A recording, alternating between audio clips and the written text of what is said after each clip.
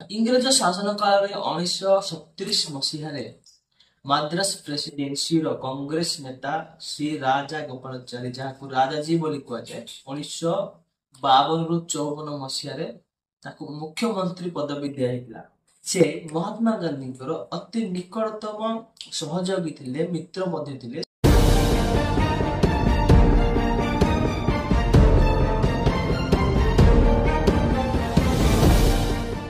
से दांडी यात्रा ओ भारत छाड़ आंदोलन रे मुख्य भूमिका ग्रहण करते। श्री राजा गोपालाचारी राजाजी माद्रास प्रेसिडेंसी रो दुई थर मुख्य पदवी थे जहाँ 1937 रु 1939 मसीह प्रीमियर ऑफ माद्रास प्रेसिडेंसी पदवी पाई आउ 1952 मसीह रु 1954 मसीहा पर्यंत मुख्यमंत्री पदवी दि जाता। से जितेबाला माद्रास प्रेसिडेंसी रो मुख्य थे 1937 मसीह से समय हिंदी भाषा को बाध्यतामूलक करने सरकार निष्पत्ति नेला।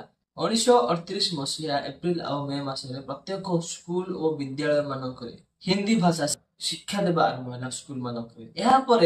तेलुगु तमिल कन्नड़ लोक मैंने आम भाषा उपरे आक्रमण बोली भाबी ए भाषा को विरोध कले आंदोलन कले। यही आंदोलन मुख्य दायित्व थे पेरियर ईवी रामस्वामी और द्राविड़ आंदोलन नेता।